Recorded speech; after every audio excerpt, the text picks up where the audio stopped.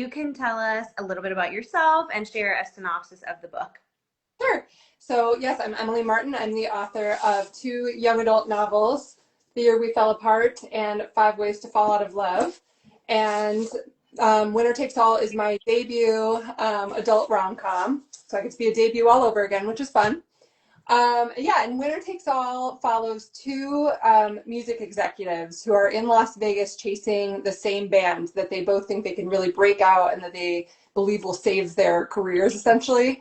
And after a wild night of trying to woo the band and indulging a bit too much, they wake up married and have the span of a day basically to try to get an annulment, contain all the damage from the night before, and still try to win the band.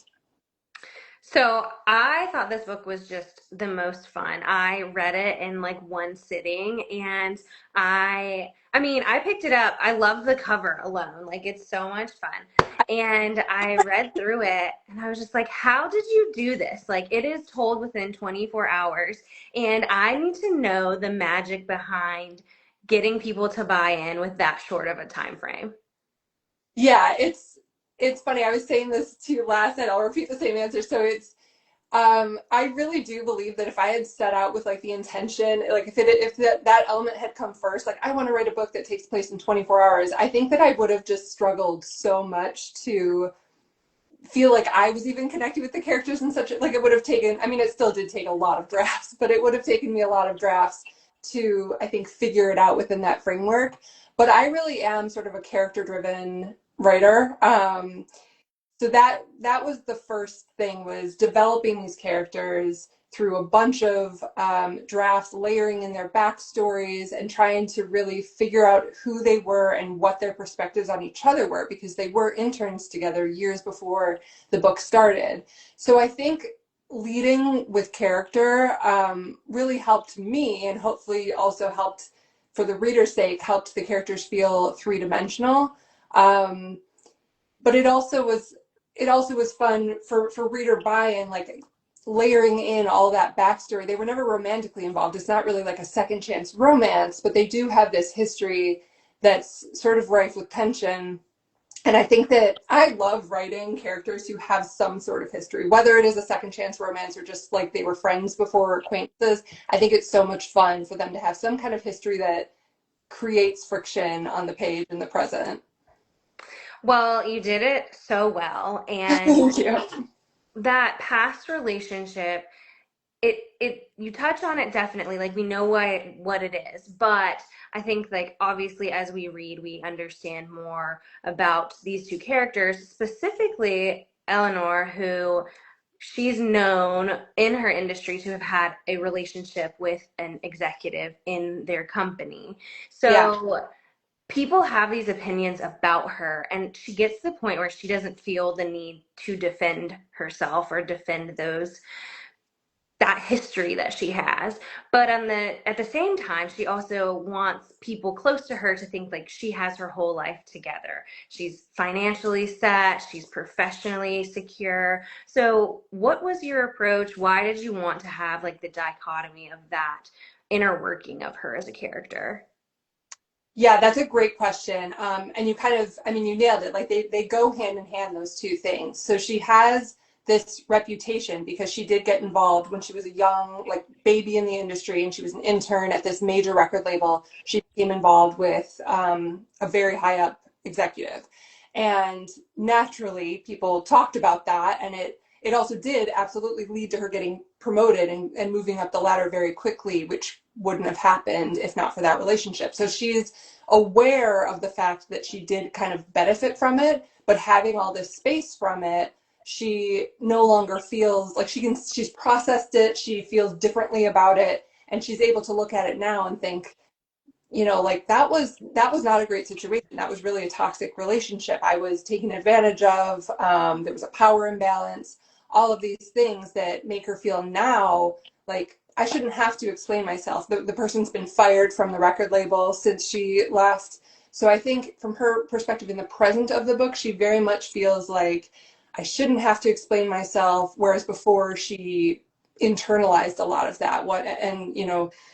Especially when she ended the relationship, moved to a different music label, it kind of, those rumors followed her. It took a while for her to get space from that. But in terms of, yeah, like how she wants to present herself now, it absolutely comes into play, I think, in her psyche that she has spent so long kind of trying to prove that she belongs where she is, that she is good at her job and she does deserve to take up space in the industry and to have the job that she has, all of that. So I think when she does falter a bit, she's her knee-jerk reaction is to kind of fake it till you make it. And I do also get into in the book in certain moments where I do discuss her, she kind of relives little moments of that past relationship. It is sort of learned behavior from that relationship also, that this executive kind of got by on bluster and kind of taught her to just be really aggressive in the way that like privileged white men can get away with. And so part of it is that learned behavior, and part of it is also that like she's so defensive about where she stands in the industry that she just wants everybody to believe she's successful, that she deserves to be where she is, all of that. But I mean, she fakes it even with her own family. I think there's an element of shame there that she can't really admit that she needs help, or that she's, I don't even want to say failing. I mean, everybody fails like in small ways, but she is at a point when the book opens where she could lose her job. And that's why she is putting her eggs in this basket of Dempsey, the band that she really wants to sign, hoping that that will be her kind of saving grace. And in reality, she's hanging on by a thread and doesn't want anyone to know. Well, and then you've got Adam, who we learn has a famous musician for a father. However, not a great relationship, and he's died, so he's no longer alive in this book. But Adam still has to deal with this reputation as the son of a rock star and Yeah. how people treat him because of that, especially being in the music industry. So, how do you think that dynamic influenced his career up to the point of this book? Yeah, there's a definite parallel, right, between, I mean, they came in from different circumstances, rose up in different ways, but yeah, they both kind of have that internalized thing of feeling like they are where they are because of a man, and or wanting to prove that they're not there because of this person. So for Adam, yeah, he shares the last name with his father. It's pretty unavoidable that people figure out that connection. Um, so I think for him, he stayed at the same label that he interned at with Eleanor. It's been years. He's kind of steadily, climbed the ladder. But I think in terms of his business decisions, it's absolutely influenced him, because he's still, his version of trying to prove himself is sort of trying to win the approval of the powers that be. So these other executives at the label, he wants to impress them, and he wants to bring in the bands that he thinks will be really commercial and really big hits and make the label money. And so for him, it's sort of, he has, in part of his arc is getting back to his roots and why he loves this job, why he wants to be in the music industry. It's also to find bands that he truly believes in and lift them up. And so there's sort of an arc through the book where someone who works for him and sort of sends him like demos keeps trying to be like, what about this band? And Adam genuinely thinks they're amazing. He just isn't sure that they can make the label money, so he keeps brushing them off and saying like, no, now's not the time. I don't think that they have what it takes, all this. But that's an example of sort of him being a people pleaser, and doing like making choices in his career based of what he thinks is going to earn him approval, and sort of like the ever shifting goalpost of success. Another dynamic I felt was really interesting was this character, Billy, who is a father figure to Adam, but he's also a pretty problematic character. He comes from that generation of, we all know them, these men who can just say and do and think whatever they want, and no one calls them on it. And I think, correct me if I'm wrong, but he's kind of got these like rose colored glasses on when it comes to Billy because of how he was such a father figure to him.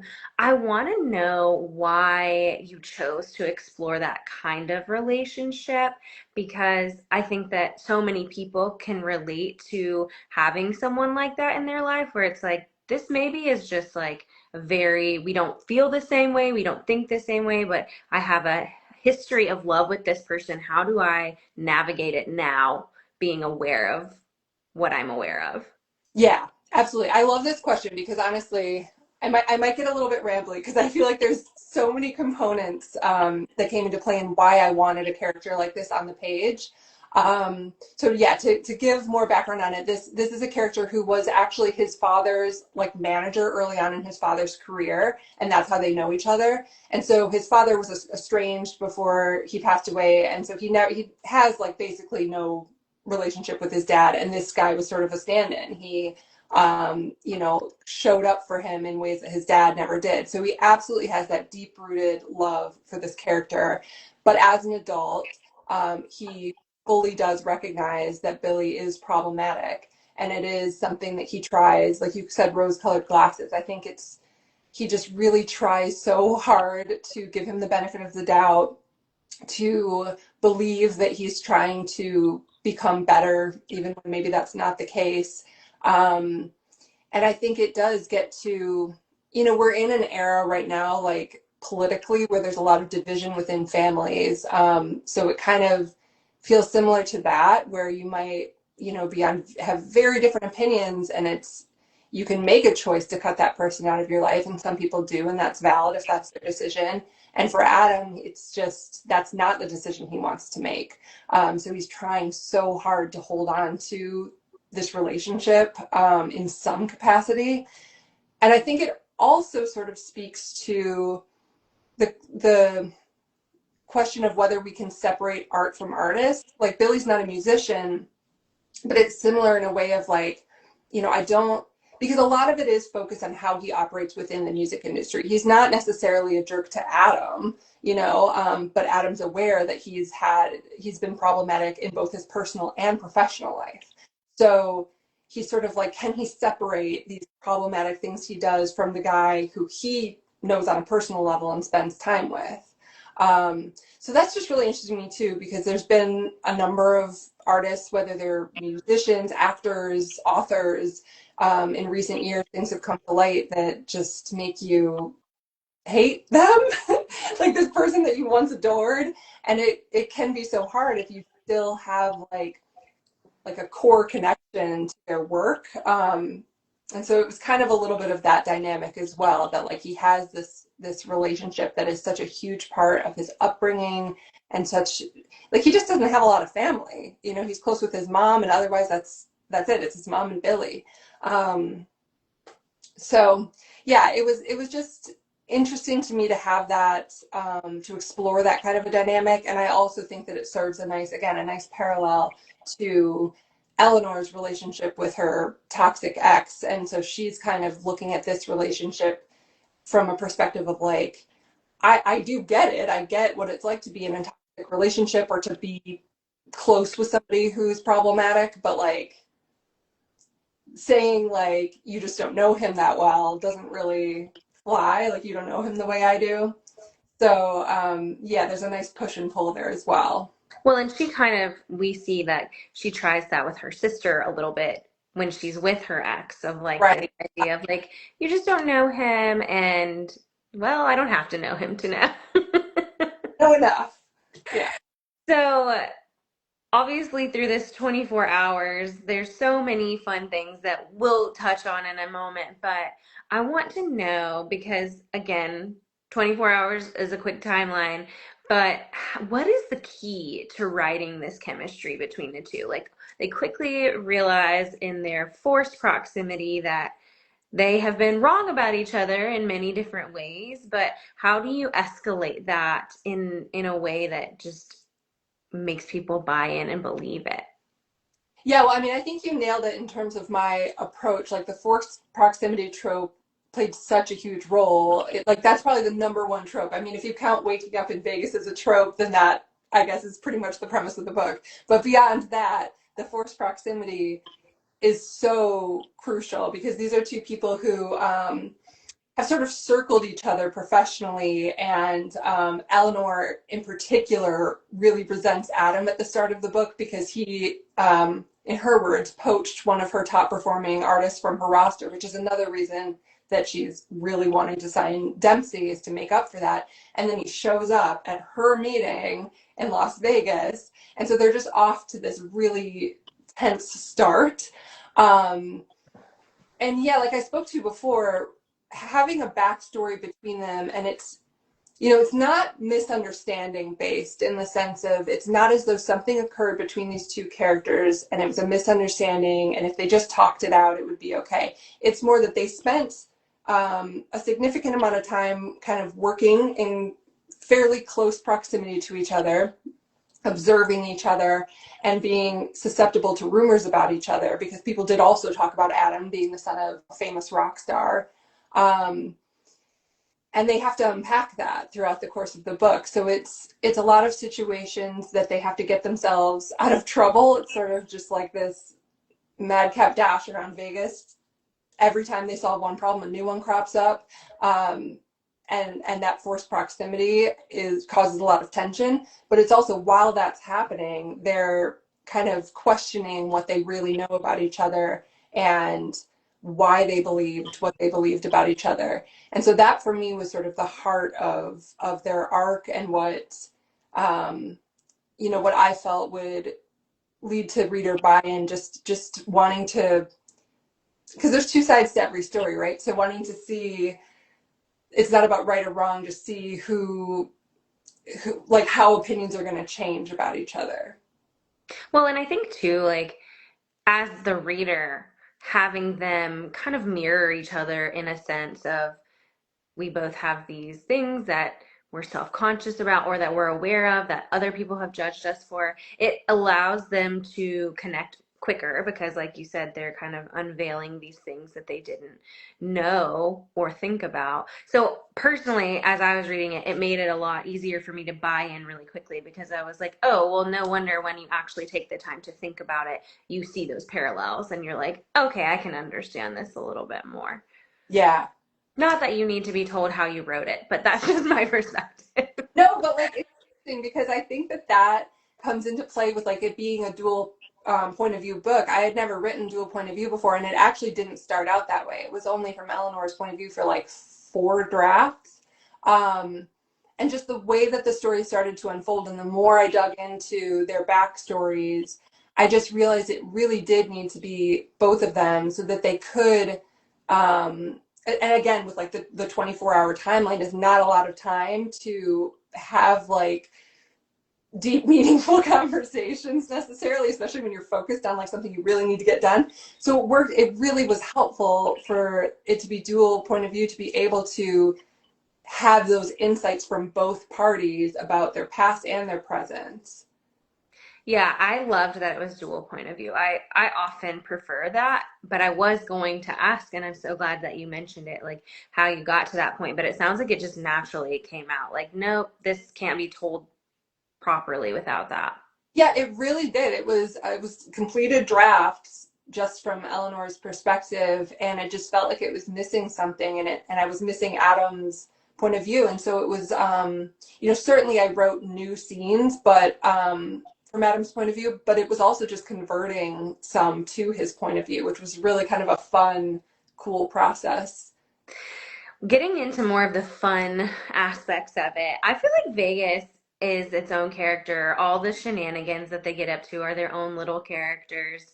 I don't want to give too much away, but we've got like a lawyer who works out of a strip club. He's My really essential.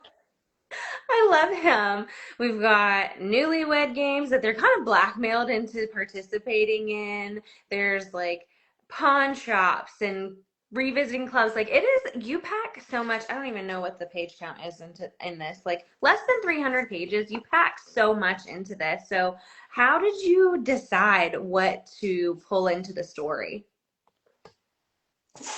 I don't know how to answer that. I think it was. I mean, okay, I'll be totally honest. This was not the most efficient drafting process. Like, I mean, which is probably already evident by me saying I drafted like I was like four revisions in before I even added Adam's point of view. But it took a while, and part of that was like I got the idea in like 2020, so COVID era, and then I that coincided with me starting a family. Like I had my first kid 2 weeks into lockdown, so like it was kind of on and off my writing for this book.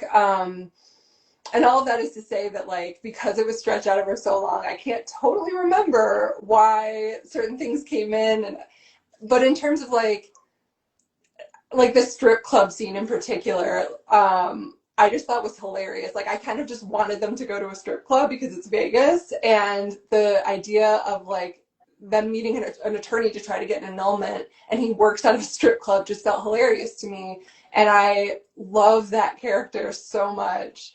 So that scene, I knew I wanted that scene, but and it stretches out over. It's actually like several scenes because it switches perspectives and all of that.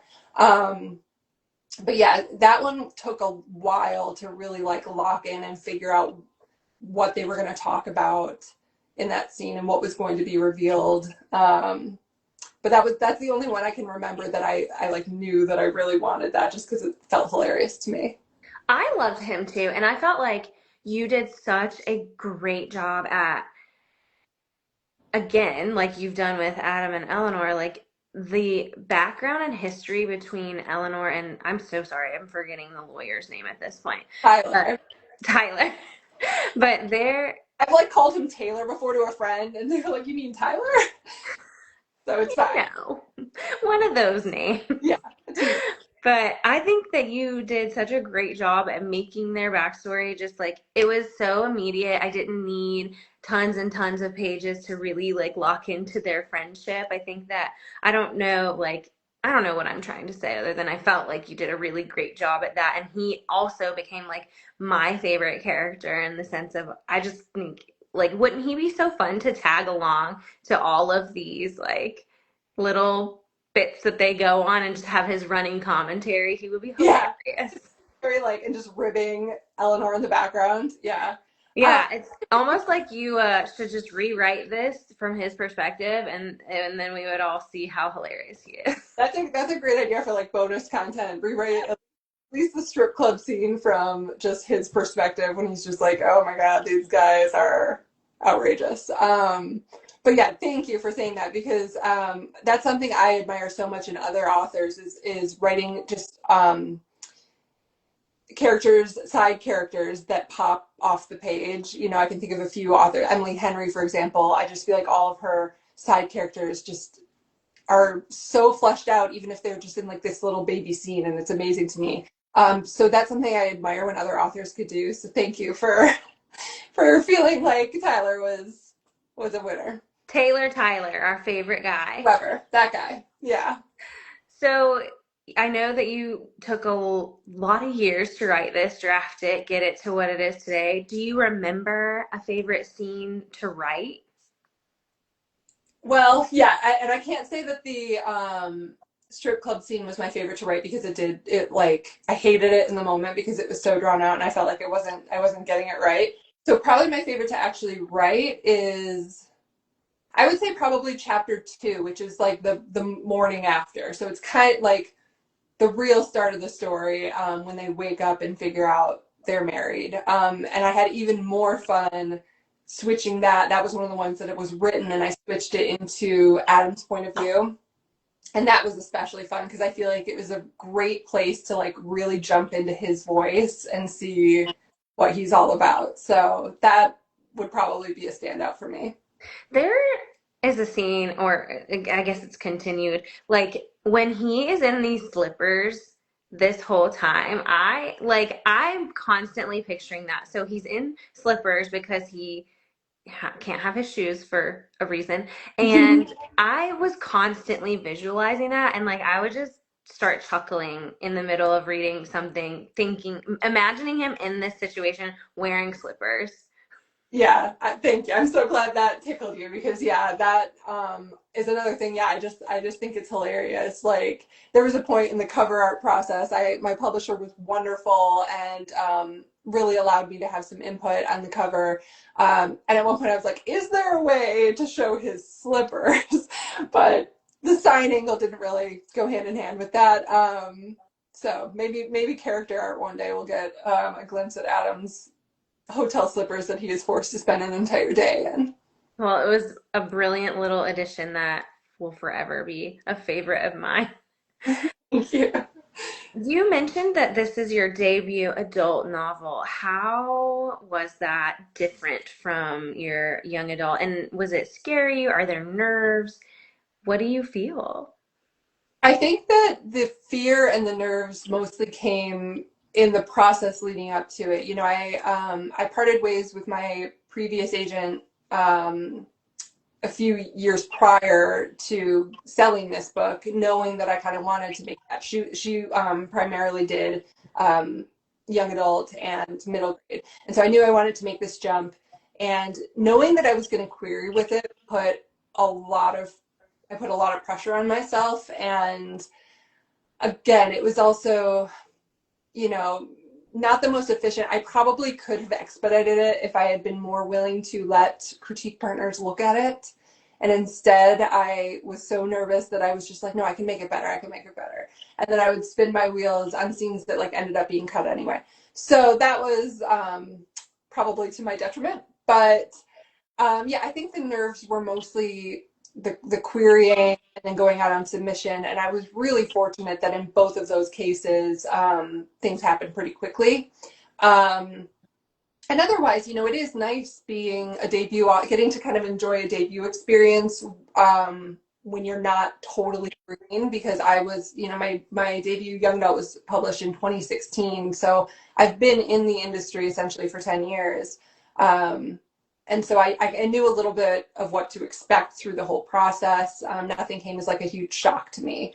But I also really appreciated that my team at my publisher was very transparent with me. And so there were some things that came up and I would like email my agent being like, is this normal that I get to like see this? Because I never got to see this before. So in that sense, it was really fun and great to experience some things for the first time. Well, is there any advice that you would give to aspiring authors or, what about publishing, about querying, like one piece that you would just give them from your experience? Um, yeah, if we're talking about, you know, querying, publishing advice, not writing advice, I feel like, and I kind of, you know, I touched on this before, like find other writer friends. And I know sometimes that can feel easier said than done. I was lucky that I got involved in a writing contest called Pitch Wars back in the day. I don't know if you remember that at all, but it was like a wonderful community. It's no longer around, but that was a big part of how I got my first agent, how I just met so many other writers that I'm friends with to this day. Um, so it can sometimes be easier said than done, but whether it's an online community like a subreddit or if it's through you know, like a local group, like I know my local library has events for writers, and there's actually a few different in the Boston area. There's several different communities for writers, but just trying to find people, whether it's in real life or online, who can read your work and give you feedback, because it's something. And I freelance edit on the side as well, and so often there will be something where, you know, the person, and it's like a weird thing for me because I love helping people and I mentored in Pitch Wars for years after I was a participant. And so freelance editing was kind of like a natural shift for me. But so often I'm like, I just wish I could help you for free. Like, because it feels, I wish I could do that, which I just, given circumstances of like it needing time away from my kids, I can't. But there are so many people who have not had anyone really read their stuff before, and you shouldn't have to pay someone to read your stuff before you query.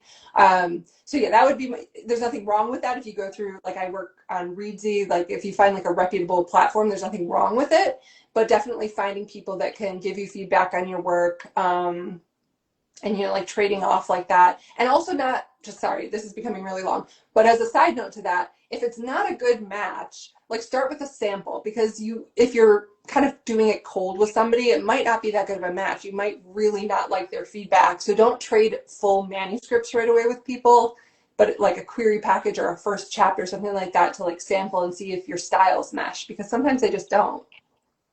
No, I think that's really helpful. I think that anyone listening will appreciate that. I don't think anyone thinks you're rambling. What about writing in general? Do you have a piece of advice for that, like habits or anything? Yeah, actually, so something sticks out in my mind. I went on an art retreat. It was almost 2 years ago now, but there was a painter that I really admired, and so I kind of like stepped out of my comfort zone a little bit, went on this paint because I'm not really a painter, like I'm very, very amateur. And it was funny because she actually ended up doing 2 sessions because the first one sold out so fast. So I was kind of like stalking the Instagram of like the first session, and there was like an art director at like Simon and Schuster, and I was just like, oh no, this is going to be like a bunch of professionals and then me, which is actually what happened. But everybody was really lovely. But so in this art retreat, she spoke a lot about her process, and one of the things she said was to not be precious with our materials because really good quality paper, paint supplies, they're very expensive, and people have a tendency to want to like save something for when they're better. And I really just kind of like immediately internalized that, and it made so much sense for me to apply it to a writing process, because it's not about materials necessarily, but in terms of like fear of the blank page, or the idea that you have to write I'm not a believer that you have to write every day to be a writer or to become better at writing, but I also do have a tendency to kind of put something off if I'm not sure how to tackle it, or just, yeah, the fear of the blank page. So yeah, to just not be afraid to write something, even if you're going to delete it later, even if it's bad. Like you can't revise something that doesn't exist. So just practicing and getting stuff down, and either scrapping it like kill your darlings, or workshopping it is pretty much my main advice.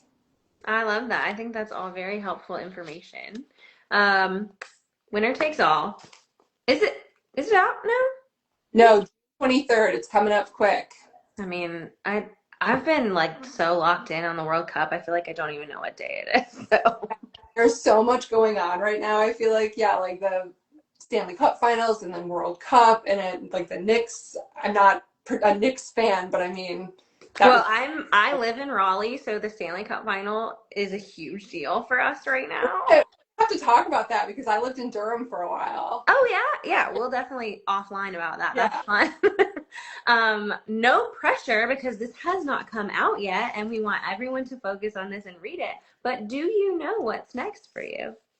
I do. I actually just turned in a draft June 1st on my next book, which should come out next summer. So that is it's another rom-com, and it takes place on Martha's Vineyard. It was sort of, I hesitate to say too much because it's still a little bit early stages. I don't know what'll change, but it was loosely inspired by the movie My Best Friend's Wedding. So it's not really a, nope, can't say that. It's loosely based on My Best Friend's Wedding. It's definitely a twist on that, but Well, that sounds like so much fun. Maybe you can come back and we'll talk about it whenever I it's love that. packaged and I can read it. Absolutely. Well, Emily, thank you so much for joining me. Thanks for bearing with me through my tech issues. Everyone, winner takes all. Literally, I love this book so much. I want everyone to read it. It's such a fast read too. If you, It, it's um, pretty breezy. Yeah, it's like a short. I think it's a really good beach read. yeah, and I think that sometimes people like are hesitant to say that because they feel like it's offensive, but I don't think that at all. I think it's just like you are so into this that you just can't stop. And that's how I felt. Like I could not put it down. So much fun. I hope that everyone reads it as soon as it comes out. But enjoy release week and thank you so much. Thank you. This is a blast. Thank you so much. Bye, everyone.